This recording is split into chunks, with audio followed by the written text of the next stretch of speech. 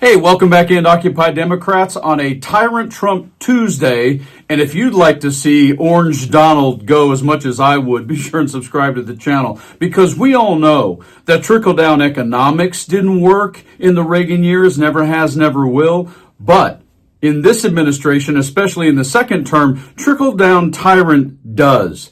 And you will not believe what came out of the mouth of a Republican representative with regards to what Trump is doing and making money off the U.S. government. Holy smokes. I'm going to show the story to you in just a few seconds. But take a listen to this sound in terms of how we got here on Venezuela. This. Trump didn't put America first when he put up a trade barrier against the rest of the world.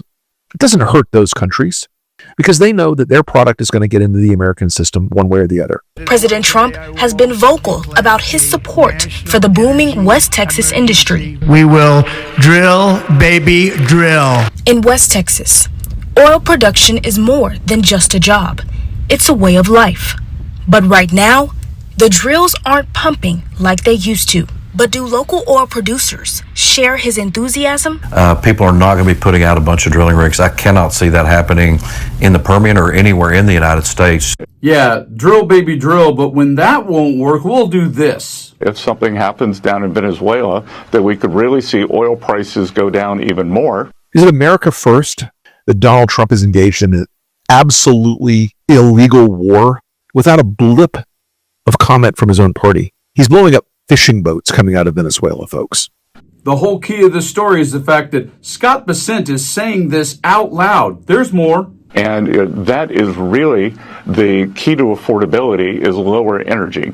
And I love me some Indian news because, boy, do they call facts out on facts. And here's also why India is standing firm and not bending to Trump's tariff tantrums. By its own admission, the US is profiting from the Ukraine war, and the hypocrisy is staggering. Speaking to Fox News, US Treasury Secretary Scott Bessent said, and I'm quoting, "We sell weapons to the Europeans who then sell them to the Ukrainians. And President Trump takes a 10% markup on the weapons." As it is and always has been, war is about helping out your donors. More of this.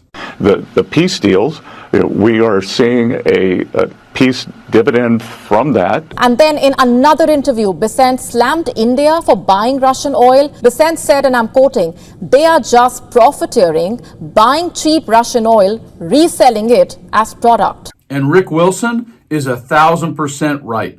Look, I don't like Maduro. Who does? No one. But if you want to overthrow Maduro, you fund the Democratic opposition to Maduro. Is that America first? I was told that Donald Trump was the president of peace and it was all going to be fine. We were not going to go into any new wars. That would be terrible. So in this breaking story, we have to recognize, is it really about making up a story to get rid of that tyrant in Venezuela? Or is it really about putting more money in the pocket of our tyrant? Check out what she says on mainstream media right here. The dictators there rely on Venezuelan oil, but at the same time, a lot of Americans don't want actual U.S. participation in regime change in Venezuela. They would much prefer the Venezuelans to do it on their own. Do you think the pressure that Maduro has received will force him to leave on his own? Oh, I think Maduro is not Fidel Castro. Maduro is not a brave boy. So now that he has understood that he's on that very nefarious list of the terrorist organization, that the airspace above Venezuela has been closed off and the commercial airlines from the United States are not flying, he's understanding that we're about to go in. He understands that he has been our enemy for the last 25 years. Venezuela, for those Americans who do not understand why we need to go in, basically for three reasons. You're in Fox Business. Venezuela, for the American oil companies, will be a field day because it will be more than $1 trillion in economic activity.